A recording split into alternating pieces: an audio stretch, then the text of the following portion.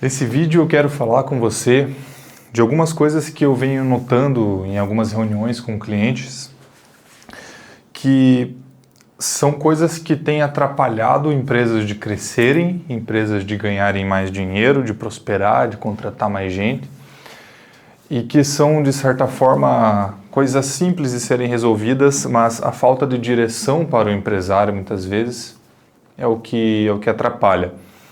Então, nesse vídeo eu quero levantar um problema para você, se você que é empresário está assistindo esse vídeo, e eu quero te mostrar o caminho da solução também, né? Porque só trazer o problema não adianta de nada.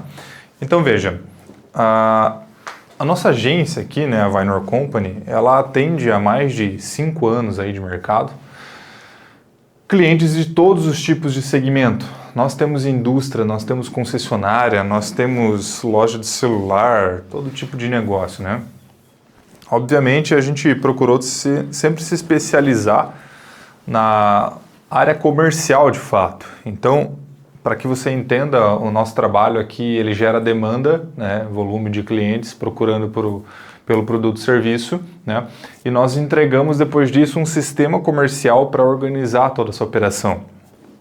Quando eu desenhei tudo isso, eu pensava que, com essa entrega, o meu cliente ele vai ter a facilidade de olhar como está o negócio dele de fato e de solucionar os problemas que ele tem. Só que qual que é o ponto disso tudo? Eu comecei a perceber que 99,9%, né, dados tirados da minha cabeça, são empresários que não olham para os próprios números, tá? E muitas vezes, a grande maioria das vezes, esse não olhar para os próprios números é resultado do fato da pessoa não entender os números a qual ela está olhando. Então aquilo acaba virando uma bagunça e o cara não consegue ter essa direção. Eu comecei a refletir sobre isso porque eu pensava, se eu entregar um sistema comercial mais robusto para esse cara, que aponte os números para ele, eu não preciso ter tanta presença dentro do negócio dele. Mas veja, eu estava completamente errado, porque na verdade, quando você se torna um especialista em algo, vamos falar de prestação de serviço, né? É muito importante que você esteja presente. Então, no nosso caso, por mais robusto que seja o sistema que nós oferecemos, né? Quando eu falo sistema comercial, não é só uma plataforma, né? É um sistema de fato, é uma estrutura, uma engrenagem de vendas, né? O meu olhar clínico sobre aquilo tem muita importância, tem muito valor para o cliente do outro lado, porque eu traduzo essas informações para ele, né? Então, como é que seria isso? Veja bem, você tem um negócio e para que todo negócio gere frutos, gere vendas, ele precisa, primeiramente, ter um produto. Primeira linha. Então, você construiu o seu produto. Depois disso, você vai conectar o que a gente chama de comunicação um para muitos. Então, a internet te dá esse poder, né? Porque antigamente você tinha que falar basicamente uma comunicação um para um ou um para alguns, né? Porque não tinha tanto alcance as vias de comunicação que tínhamos. Então, você aplica uma comunicação um para muitos e você gera pessoas interessadas no teu produto, pessoas dando a levantada de mão. Então agora você conectou a segunda etapa, você tem o produto, você está apresentando o teu produto para as pessoas. A terceira etapa entra o teu comercial. Então veja, vendas não é uma coisa tão simples de ser feita, principalmente no momento que nós vivemos, que a competição ela é muito fácil, né? E quando eu falo competição fácil, porque a pessoa que está na internet, ela movimenta o Facebook dela ali para cima e para baixo, ela já tem mais opções no mesmo produto, do mesmo segmento, tá? Então, não adianta nada você, em todo momento, querer culpar a tua agência de marketing, não entrando em defesa, né? Porque isso é até um tema polêmico. Mas, em muitas das vezes, o problema está no processo comercial. Porque o que acontece? O empresário, ele vai lá e ele contrata uma pessoa que tem no currículo experiência em vendas, mas ele não faz nenhum teste prático, ele não analisa essa pessoa fazendo um pitch, ele não dá sequer um playbook para essa pessoa seguir. Ou seja, o que é um playbook? Como a nossa empresa trabalha, qual é o mecanismo de vendas que a nossa empresa segue, qual é o modelo de follow-up que a gente faz. Poucos negócios têm isso. E quando você não tem isso, você obviamente tem um comercial descontrolado. Cada vendedor vai fazer aquilo que acha que é correto, mas nem sempre é o que dá mais resultado. Então, um time que performa tem sobre si um gestor olhando para isso. Pô, qual é o pitch que melhor performa? Ah, é esse aqui. Então eu vou treinar todos os meus vendedores para executarem este pitch, né?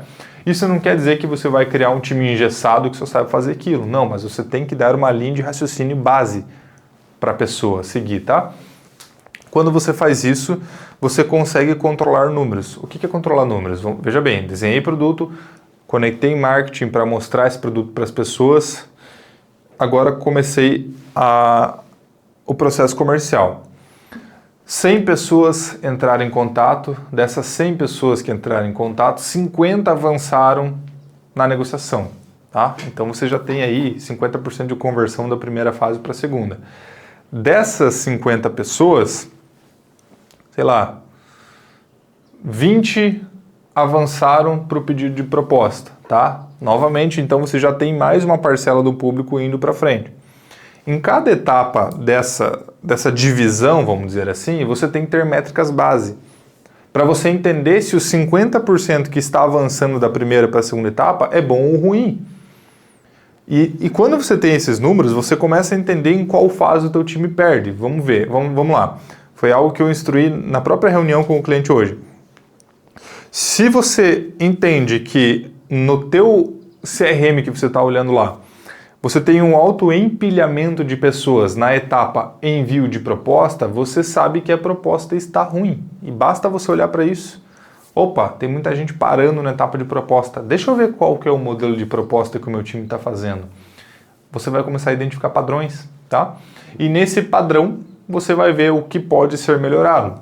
E aí você entra com melhora e analisa, melhora, analisa, melhora, analisa. Esse é o fluxo comercial que tem que ser executado, esse é o fluxo de gestão.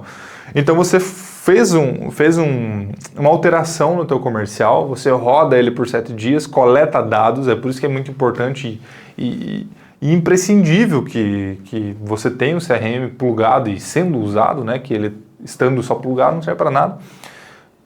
Porque você vai fazer a melhoria, daqui 7 dias você senta e compara os dois períodos. Pô, na semana passada nós fazíamos o modelo A de proposta, na semana a gente começou a fazer o modelo B. Qual teve mais conversão, né? E dentro desses dados você começa a desmembrar para outros lados também. Por exemplo, a ligação funciona ou não? Tem que colocar para testar e metrificar os dados e analisar a taxa de conversão. Aí você entende se vale a pena ou não fazer. Mas o que acontece é que toda empresa que a gente entra para dar essa assessoria de vendas, principalmente, é entre aspas, né?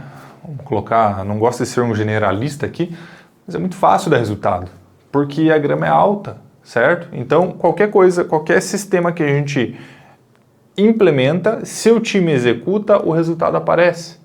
Porque, novamente, a grama está alta, as pessoas não metrificam, não testam pitch, não constroem um padrão comercial, não constroem uma lógica de gestão, tá? Por exemplo, eu aposto que na tua empresa, se você está assistindo isso, muito possivelmente você não faz gestão com o teu time comercial semanalmente para analisar o pipeline deles, para entender o que está acontecendo, para entender como eles estão atendendo. E eu sempre me questiono isso. Por que o dono da empresa ele sempre fica saltando de galho em galho, pulando de agência de marketing em agência de marketing, como se isso fosse resolver o problema? Sendo que ele nunca olha para o modelo comercial que ele tem e para o produto.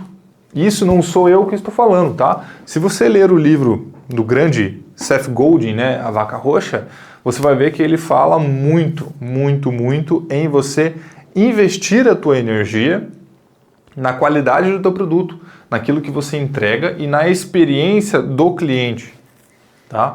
Então são basicamente produto, vitrine e pós-venda, né? E experiência de atendimento também de todo o teu comercial, em resumo. Só que ninguém faz isso, tá? Ah, meu produto é isso aqui. Se você não gera um efeito uau no teu produto, né, que tem muita diferenciação, ele vira só mais um dentro do mercado. E isso, consequentemente, é o que o marketing vai mostrar. Entenda pelo seguinte, o marketing, é claro, novamente falando, não estou entrando em defesa aqui porque eu sei que tem muita gente que presta um serviço ruim nesse nicho, tá? Mas você não pode generalizar isso também. Existem prestadores de serviços muito competentes na área.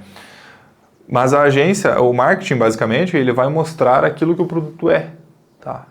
E é a essa demonstração que o público vai reagir, tudo bem? Então, se você mostra um produto simplesmente espetacular, que gera esse efeito, literalmente, da vaca roxa, né? Acho que é autoexplicativo, você vai ter muitas pessoas entrando em contato e querendo aquele produto. Só que de nada adianta você gerar muitas pessoas solicitando contato, solicitando informações e o teu atendimento ser ruim.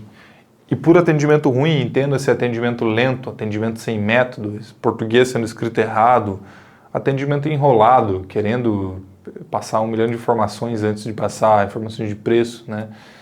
Para tudo existe técnica e momento. E é importante que você tenha o discernimento de olhar para o teu time comercial e entender o que você tem que fazer em cada etapa.